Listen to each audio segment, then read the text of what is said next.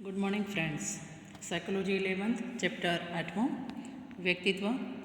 મિત્રો, આજે આપણે મનોગત્યાત્મક અભિગમ વિશે માહિતી મેળવીશું, જેમાં વ્યક્તિત્વ પ્રકાર, વ્યક્તિત્વ ગુણલક્ષી અભિગમ વિશે આપણે માહિતી મેળવી ચૂક્યા છીએ.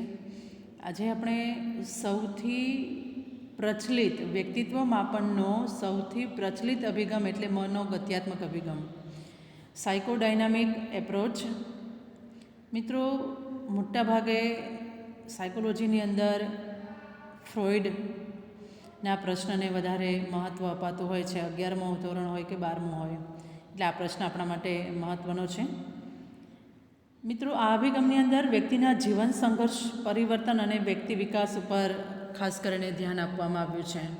આપણે વાત કરવાના છીએ ઈડ, ઈગો અને સુપર ઈગો, તત, અહમ અને ઉપરી અહમ.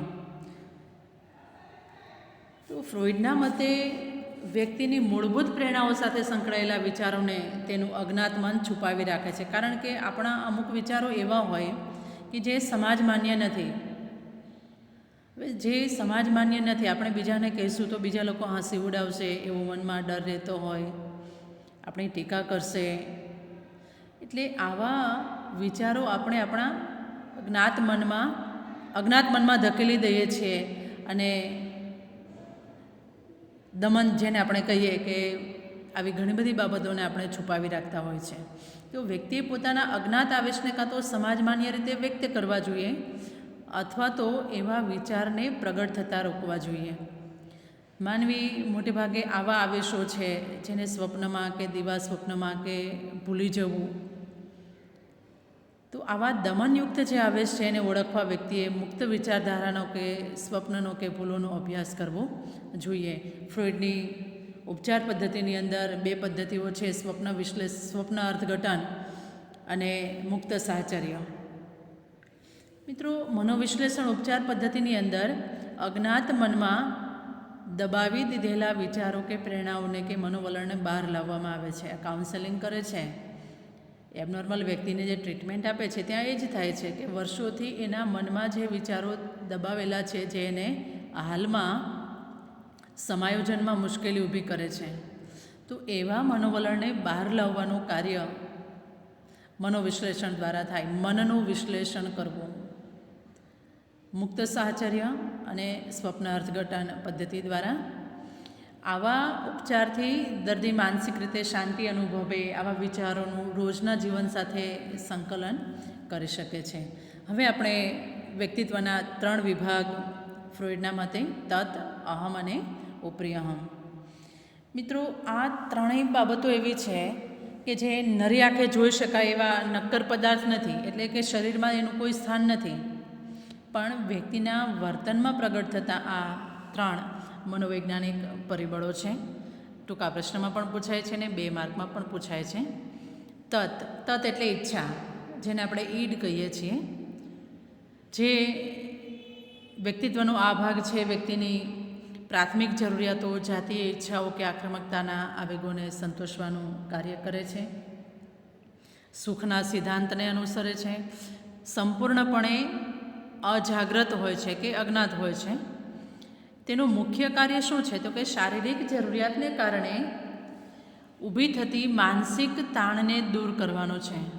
આપણે નાના બાળકને જોઈએ છે કે એની કોઈ પણ જરૂરિયાત હોય તો એ મમ્મી પાસે જે એની ડિમાન્ડ પૂરી નહીં થાય તો રસ્તા પર એ આળોટવા પણ લાગશે, કારણ કે સુખના સિદ્ધાંતને અનુસરે છે. એટલે કોઈ પણ રીતે શારીરિક જરૂરિયાતોને, અહીંયા પ્રાથમિક જરૂરિયાતની સાથે જાતીય ઈચ્છાઓની પણ વાત કરી છે. કોઈ પણ રીતે એ જરૂરિયાતોને સંતોષવામાં જ એને રસ છે. એટલે એ પ્રતિક્ષેપ કે પ્રાથમિક ક્રિયાઓ વડે પોતાનું કાર્ય છે પૂર્ણ કરશે. સંપૂર્ણપણે અહંભાવી, ઉદ્ધત અને પાશવી છે. વ્યક્તિ ગમે તેવું વર્તન કરતાં અચકાય નહીં. ત્યાર પછી છે અહમ. અહમ એટલે તર્કશક્તિ, જે તત્માંથી જ વિકાસ પામે છે અને શક્ય તેટલું વધારે સુખ મેળવવાનો પ્રયત્ન કરે છે. મિત્રો, બાલ્યાવસ્થામાંથી વ્યક્તિ જેમ જેમ મોટી થાય તેમ તેના અહમનો વિકાસ થાય છે. દુઃખની પીડાને શક્ય એટલી ઘટાડવાનો વ્યક્તિ પ્રયત્ન કરતી હોય છે, તેના પર લગામ રાખવાનો પ્રયત્ન કરે છે. વાસ્તવિકતાને અહમ છે વધારે અનુસરે છે અને મોટે ભાગે અહમ છે એ જવાબદારીપૂર્વક વર્તન માટે દોરવાનું કાર્ય અહમનો છે. ત્યાર પછી સુપર ઇગો.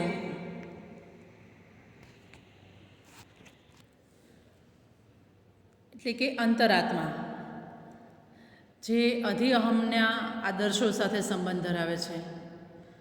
તત એ બાલ્યાવસ્થા, અહમ એટલે એનાથી બાલ્યાવસ્થાની ઉપરની અવસ્થા, અને અધિ અહમ એટલે વ્યક્તિ મેચ્યોર થાય, આદર્શ સાથે સંબંધ ધરાવે છે. વ્યક્તિને એવું વિવેક ભાન થાય કે આદર્શ પરિસ્થિતિ શું છે. તો સમાજ વ્યક્તિ પાસે જે ઇચ્છનીય વર્તનની અપેક્ષા રાખે તેવી અપેક્ષાઓ ને અધિ અહમ મહત્ત્વ આપે છે.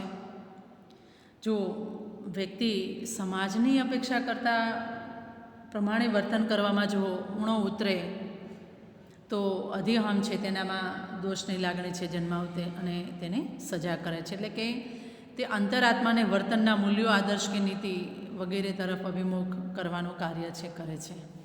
ત્યાર પછી છે ફ્રોઈડના મતે વ્યક્તિત્વ વિકાસના મુખ્ય 2 તબક્કા. વ્યક્તિત્વના 3 વિભાગો એટલે ઈડ, ઈગો અને સુપર ઈગો. તત અહમ અને ઉપરી અહમ અથવા અધિ અહમ. જ્યારે વ્યક્તિત્વ વિકાસના મુખ્ય 2 તબક્કા, એટલે આ બંને પ્રશ્નોનો તફાવત જરા સમજો, જેમાં પૂર્વલિંગ તબક્કો અને પૂર્ણ લિંગ તબક્કો. મિત્રો, પૂર્વલિંગ તબક્કાની અંદર પણ 3 અવસ્થાઓ છે. મુખ અવસ્થા ટૂંકા પ્રશ્નમાં પૂછાય છે, જે જન્મથી 2 વર્ષ. ગુદાવસ્થા જે 2 થી 3 વર્ષ સુધી હોય છે. લિંગ અવસ્થા જે 3 થી 6 વર્ષ સુધીનો સમયગાળો. અને પૂર્ણલિંગ તબક્કાની અંદર 6 થી 12 વર્ષનો સમયગાળો, જેમાં તેની પણ 2 અવસ્થાઓ હોય છે, સજાતીય અવસ્થા અને વિજાતીય અવસ્થા. મિત્રો, આ પોઈન્ટ વિશે પેજ નંબર 88 પર ખૂબ સારી માહિતી આપેલી છે, જરા વાંચી જશો. ત્યાર પછી આપણે માનવવાદી અભિગમ વિશે ચર્ચા હવે પછીના વિડીયોમાં કરીશું.